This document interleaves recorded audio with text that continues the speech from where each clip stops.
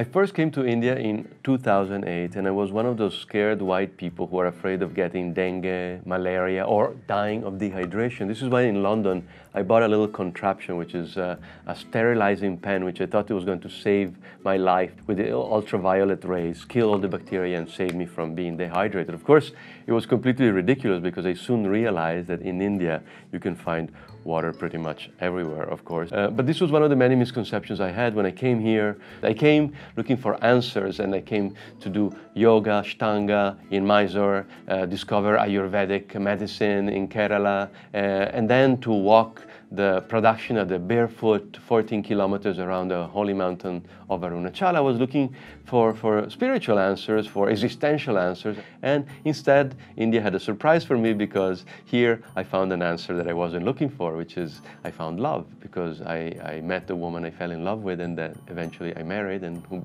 brought me to live here in India. I had come armed with a lot of courage because I was a journalist, and I still am, but I was a very adventurous journalist who lived in Buenos Aires in Mexico, and I'd been arrested by the Secret Service in Colombia after interviewing a leader of the terrorists there, and I was shot at the Guatemala border with Mexico, and I was also arrested by the French Foreign Legion in the Pacific Ocean. So I was really a courageous type of person, thinking I have enough courage to face India. And of course I realized there is no need for courage in India, because India has to teach you another very important virtue. If you want to buy a car, if you want to open a bank account, if you want to get a tax card like a PAN card or an Aadhaar card, an identity card, you have to face Indian bureaucracy. Indian bureaucracy is there to teach you to become very, very patient. It took me a lot of patience to get all these documents that I needed, until I was given, after the Aadhaar card, the final prize, which is the OCI, the much desired OCI. So I'm now an overseas citizen of India, which again, it's a contradiction, because I am not overseas, I'm in India, and I'm not a citizen of India because I can't vote here. But again, contradictions is another lesson that India has to teach you. Having learned patience and having learned to accept contradictions, I thought I was finally Indianized enough, until I survived mango season, because you really don't understand anything about India until you stay here through the hottest months of the year, which is April and May in Tamil Nadu.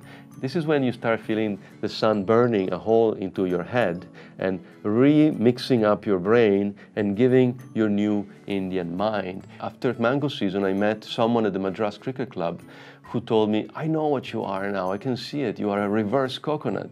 And I said, reverse what? Yes, you are a reverse coconut. You are actually white on the outside, but brown on the inside. And again, I thought it was a bit odd, until I went to visit an eye doctor in Chennai, who looked into my eye and asked me if I had Indian DNA.